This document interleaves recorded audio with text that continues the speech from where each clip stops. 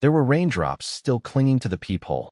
I remember because I stood there, staring through it, watching her breathe heavily on the other side, soaked, shaking, and crying like someone had died. I hadn't heard from her in 15 years. No missed calls. No letters.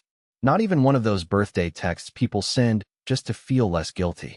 She'd vanished like a magician. Except instead of applause, all she left behind was a mortgage, a photo of us in Prague, and a half-eaten jar of peanut butter. And now she was here, crying. I didn't want to open the door. But of course I did. Of course. Because I always did what she needed, even when she destroyed me the first time. Her first words weren't hello. They weren't I'm sorry. They were, I never told you the truth about why I left. She stepped inside before I could react. Her coat was dripping on the floor. My throat felt like it was filled with sand. You shouldn't be here, I mumbled, but it came out as more of a whimper than anything else. Pathetic. I know, she said. Then her voice cracked. But I couldn't carry it anymore. You deserve to know. She pulled a folded piece of paper from her pocket and placed it on the kitchen table. Her hand lingered on it like it might catch fire. Then she whispered something I wasn't ready for. Not now. Not ever. You were never supposed to find out about the cabin. That word, cabin, hit me like a cold slap. Because 15 years ago, that was the last place I ever saw her cry. And it's where everything started falling apart. I didn't even know what to say. My fingers hovered above the folded paper she left on the table, like if I touched it, it might scream. The cabin? That wasn't some sweet memory from our honeymoon, or a place we once escaped to together. No, that cabin was a ghost. Back when we were still married, she told me it belonged to her uncle, some hunter who lived off-grid. No electricity, no cell service, just bears and whiskey. She visited once, alone. I remember because she claimed she needed space to write. I was stupid enough to believe she actually wrote anything. She didn't even keep a journal. And when she came back, she was quiet for a week. Quieter than usual, which was saying something. Now she was standing in my kitchen, older, exhausted, holding herself like someone bracing for a punch, telling me there was a secret cabin-shaped tumor buried deep in our past. I finally picked up the paper. My hands shook as I opened it. It was a photocopy of a birth certificate. The name on it? Roscoe Elijah Parks. I don't know who that is, I said, my voice thin. Her eyes welled up, but she didn't wipe the tears. You do, she whispered.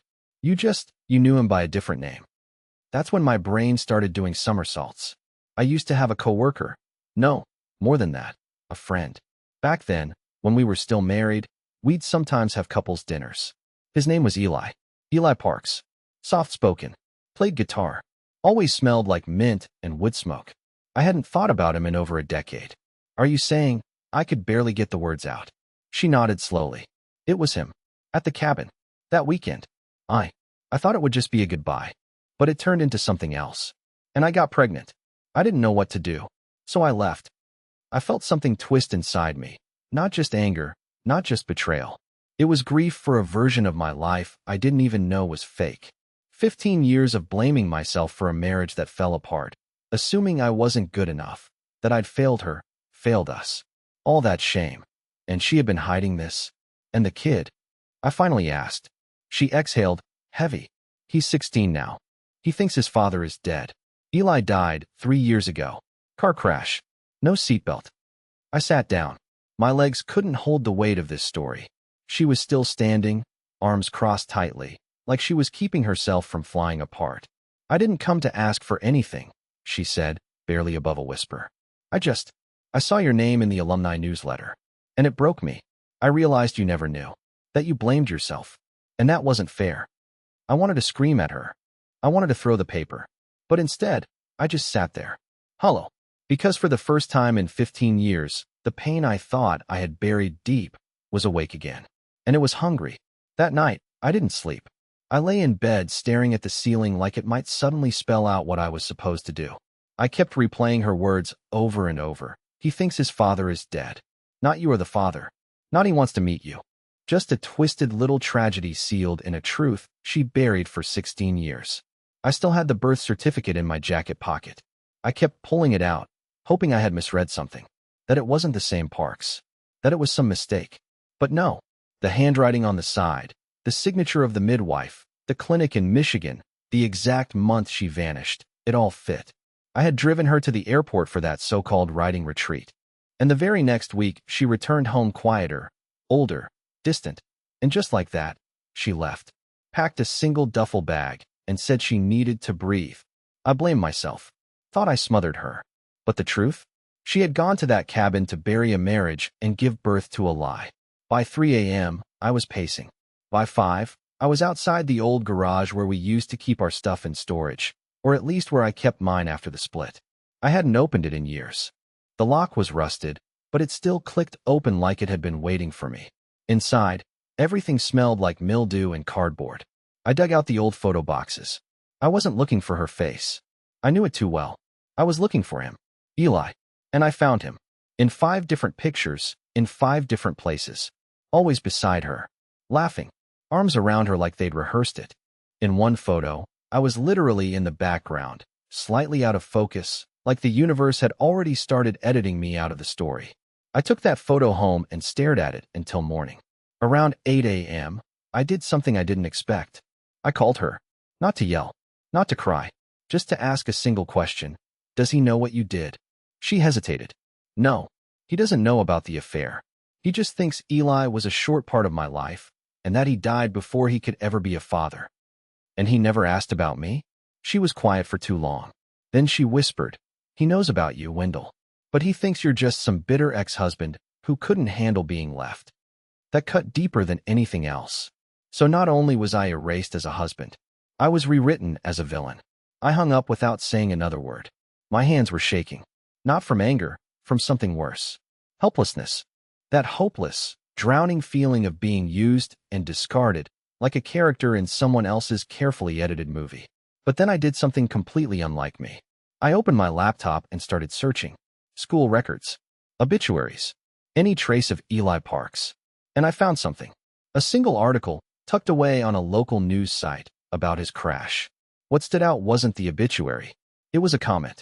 One someone had posted anonymously beneath it just a few days later. He wasn't who people thought he was. I hope the truth comes out someday. R.E.P. I didn't recognize the initials. But something in me froze. Because now I knew. I wasn't the only one chasing ghosts. I sat at my kitchen table for hours, just staring at that comment. He wasn't who people thought he was. Those words clung to my mind like wet clothes. At first, I thought maybe it was just some bitter ex, or maybe a jealous friend. But something about it, the timing, the tone, felt different. It didn't sound angry. It sounded scared. The initials haunted me too. R.E.P. I ran every possibility through my mind. Who could it be? A coworker? A family member? Someone he hurt? That night, I barely ate. I scrolled through every archived article I could find about Eli. There weren't many. He kept a low profile. But I did find a piece from 2006, back when he played at some open mic nights under the name Eli Carson. It was an alias, a performance name. Lorna had mentioned it once in passing, back when we were still married, that he was trying something with music. I didn't think much of it at the time. But now, it was another mask. I decided to reach out to someone I hadn't spoken to in years. Eli's old roommate, a guy named Judson. We were casual acquaintances back then, enough to exchange beers at barbecues, but not close enough to stay in touch after the divorce. I found him on Facebook. His profile picture was him holding a giant trout. I stared at that stupid fish for 5 minutes before finally messaging him. Hey, Judson. It's Wendell. I know this is out of the blue, but can I ask you something about Eli?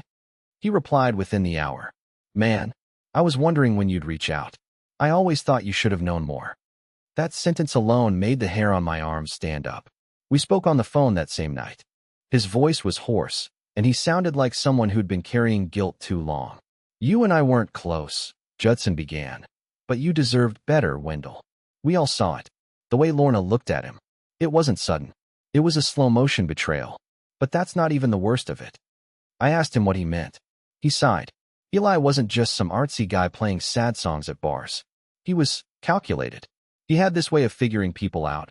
Fast. He'd mirror them. Make them feel seen. Safe. It wasn't real. It was how he got close. There was a pause. Then he added, he did it to your wife, yeah? But she wasn't the first. And not the last. That hit me like a punch to the chest. What are you saying, Judson? Are you saying he was some kind of manipulator? Worse, he said flatly. He was collecting people.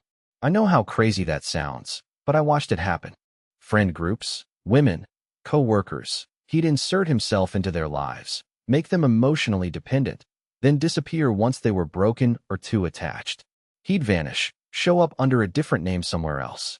The whole Eli Parks thing wasn't even his real identity. I saw one of his tax forms once. It said Elias Porter, but then he told me not to mention it and said he had family reasons.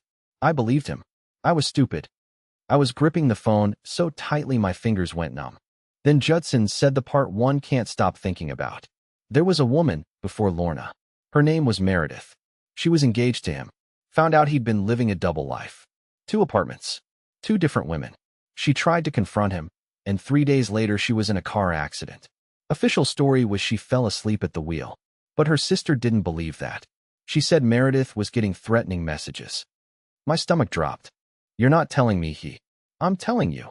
Judson interrupted. That the guy you're trying to make sense of? He wasn't just a cheater. He was dangerous. And I think Lorna knows more than she told you. That night, I didn't just feel betrayed. I felt trapped. Trapped in a past that had teeth. Trapped in a story where I was never the main character, just a disposable background figure. A safe placeholder while real damage was being done behind my back. I went to bed shaking. I dreamed of a cabin. Not how it looked, just the sound of its creaking floorboards. And of Lorna, whispering something over and over. He wasn't supposed to die. 3 days passed after that phone call with Judson.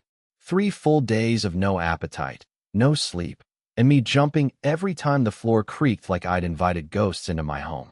I kept telling myself I was overreacting, that I was just some aging man unraveling a mystery 15 years too late. But that didn't explain what I started to notice. It began with small things. My mailbox was left open, even though I always slam it shut. My trash can was moved 6 inches to the left one morning. It sounds stupid, but I know where I keep it. I live alone. No one touches my trash but me. Then, one night, around 1:30 a.m., I looked out my window and saw a car idling across the street. Headlights off. No movement inside. Just parked. For over 20 minutes. I stared until my eyes watered, and the moment I reached for my phone to snap a photo, it pulled away, slow and silent, like it was never supposed to be seen. I told myself I was being paranoid. Then I got the letter. It wasn't mailed. It was slipped under my front door while I was in the shower. No envelope. Just a folded sheet of lined paper, with 2 sentences in shaky handwriting. You're not the only one asking questions. He heard others too. Be careful who you trust. No name. No number. Just that. I sat on the floor holding the paper, a towel still wrapped around me, my skin steaming while my blood turned cold. Who else was digging? Was it the same person who left that comment on Eli's obituary? Or was this someone watching me now, tracking what I was uncovering? I couldn't sit still anymore. I needed answers from the only person who could give them to me. So I called her. Lorna. She didn't answer. I called again. Nothing. I sent a text. We're not done. I need to see you. Now. She responded 2 hours later. I'll come by tonight. 7 p.m. I have more to say. You won't like it. She was right. When she arrived, she didn't even sit down. She just stood in the doorway, arms crossed, her coat half-buttoned, eyes darting like she was expecting someone to grab her from behind. I know you talked to Judson, she said immediately. I said nothing. She took a shaky breath. There's something I've kept from you. Not just about Eli. About the cabin. About what really happened after I left you. I could feel my heartbeat in my throat. Tell me. She stepped closer, lowered her voice. The pregnancy was real. Roscoe is real. But what I never told anyone is that after I gave birth, I left him with someone else. I didn't raise him for the first year. I blinked. What do you mean? I had postpartum psychosis. I was spiraling. Eli had convinced me I wasn't fit to be a mother, that the baby would be better off without me. So he arranged something, some off-the-books adoption with people up north. Said it was temporary. Said we'd come back for him when I was better. But a year later, when I was finally ready, they were gone. House abandoned. No record.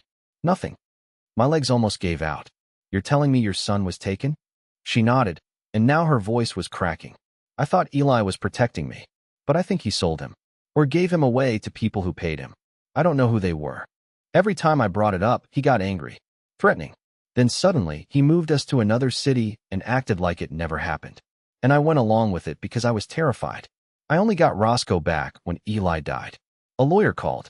Said a boy matching his details had been dropped at a shelter 3 years prior, and paperwork traced back to Eli's name. I didn't know what to say. My mouth opened and closed uselessly. 1,000 pieces were colliding in my brain. You never told the police? I was ashamed, she said. I thought no one would believe me, that I was part of it. And maybe I was. I couldn't tell if I was shaking out of rage, fear, or heartbreak. Probably all three. But the worst part? As she stood there, her hands trembling and her eyes full of tears, I realized something that terrified me more than anything else. She wasn't here to confess. She was here because she thought someone was following her. And she was trying to pass the target to me. After Lorna left, I sat in the dark with the lights off and my phone face down on the table like it was a loaded gun. I didn't want another message. I didn't want another knock at the door. I wanted a pause button for my life, something I could slam with my fist until the screen froze and I could just breathe again. But peace, apparently, was never part of the deal. The call came just after midnight. Blocked number. I should have let it ring. I didn't. The voice on the other end was female, soft, but not fragile. She spoke with absolute calm, like someone reading instructions off a recipe card. You don't know me, but I knew Eli, the real him, and I think it's time someone told you the truth. My body went still. Who is this? I asked, but my voice cracked halfway through the sentence. You can call me Marion, she said. That's not my real name, but neither is the one you've been using. What are you talking about? She paused. Before he was Eli Parks, he was Ellis Green. Before that, he was Cole Whitaker. He changed names the way some people change passwords. Each one had a story, a life, a trail of people left worse than when he found them. And what does this have to do with me? I asked, though I was already afraid of the answer. You were part of his final performance, she said coldly. He needed someone stable, predictable, harmless, someone who would absorb the fallout. That was you. You were the decoy, Wendell. You always were. My breath caught in my chest. You're saying he used me? For what? For cover, she said. While he dismantled your life, he knew no one would suspect him. You were the heartbroken husband, the sad little man left behind. While you sat at home thinking you failed your marriage, he was living 2 states away, running something bigger, something darker. I don't understand, I said, though the word decoy kept ringing in my skull. Marion's tone darkened. Eli was part of a psychological manipulation ring, a group of people who targeted emotionally vulnerable women for high-yield fraud. They'd build trust, isolate them from friends and family, and then extract money, property, even blackmail material. Lorna wasn't his only target. She was just the one who slipped through with minimal damage. Or so we thought. I leaned forward in my chair like the world might fall over if I didn't hold it up myself. You're lying, I said. He played guitar. He was quiet. He was rehearsed, she snapped. Every move he made was part of a script. You think he brought her to that cabin for peace and solitude? That place was his stage. Do you know how many women spent a weekend there and never talked about it again? I felt sick. Marion's voice softened. I tried to expose him years ago. No one listened. The police didn't take it seriously. Too little evidence. Too many women ashamed to speak. But when he died, things started surfacing. Hidden files, recordings, transactions, names. Yours came up more than once. My name? I asked, heart pounding. He was watching you too, she said. Not just for fun, for leverage. In case Lorna ever turned on him. You were the insurance. I felt like I couldn't breathe. You need to be careful now, she warned. There are people who don't want the truth out. People who were part of his network. If you've been asking questions, someone's already watching. And Lorna? She's not as innocent as she pretends to be. She didn't just get caught up in it. She helped cover things, whether she knew it or not. The call ended with a click. No goodbye, no number to trace. I sat there alone, drenched in silence. I suddenly remembered the letter left under my door. Be careful who you trust. What scared me most wasn't that I was in danger. What scared me was that I still wanted to trust her. That some pathetic part of me still saw Lorna as the person I married, not the woman who disappeared into a cabin and came back a stranger. But now I knew the truth. The cabin wasn't just where my marriage ended. It was where something far more sinister began. I didn't sleep that night. How could I? The voice on the phone, Marion, kept echoing in my mind like a warning I couldn't shut off. You were the decoy. You were the insurance. over and over, like a sick chant. Around 4 a.m., I went to the closet where I kept the old shoe box.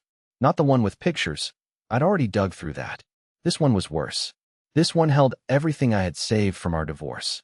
Court documents, receipts for furniture I never got back, the last holiday card we ever sent out. Trash with emotional fingerprints all over it. At the bottom of the box was a USB drive. A cheap one. Red plastic, cracked on the corner. I had completely forgotten about it. Lorna gave it to me during the divorce and said, "This has old tax files on it. I don't want to sort through it." I never even plugged it in. I should have. I stuck it into my laptop. It were a little too long before it opened. No folders. Just one file. eGhost. Zip. I hesitated. Then clicked. Inside were dozens of video files. No titles, just timestamps. Most from 16 years ago. One of them from just 6 months before Eli died.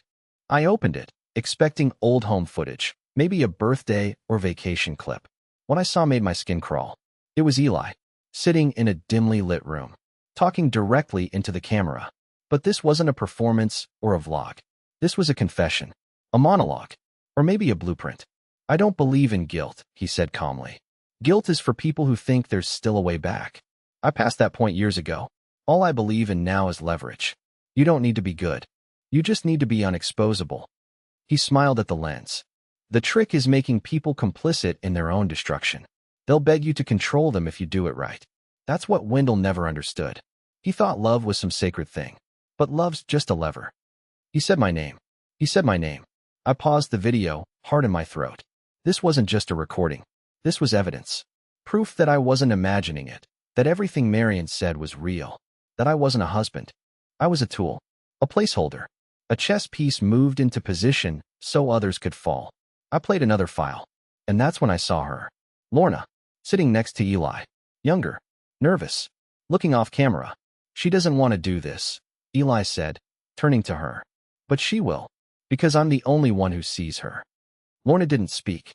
But she nodded. A small, broken nod.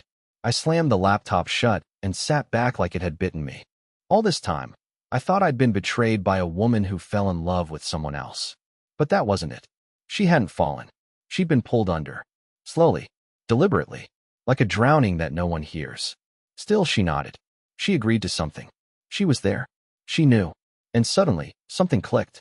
I remembered something Roscoe had once said, years ago, when he was maybe 10 and I saw him in a grocery store with Lorna.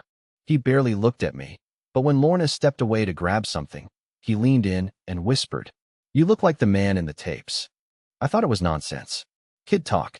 Something from TV. Now I realized, he wasn't making it up. He had seen those videos. And he remembered me. My blood turned to ice. This wasn't just about Lorna. Or Eli. This was about the boy. The one they took, abandoned, reclaimed. The one who'd been bouncing between lies for 16 years. He had lived in Eli's shadow, soaked in whatever madness that man left behind. And now, somewhere out there, he was walking around with all those memories and no idea what was true. And maybe someone didn't want him to find out. The next morning, I got a message. From a burner number. Just one sentence. "You need to stop. Roscoe doesn't know who you are. And it's better that way." I stared at that message for an hour before I responded.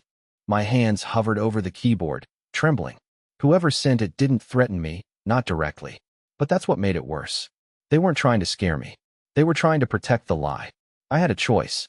Walk away, disappear back into the quiet corner of my life, and pretend I never opened this door. Or knock.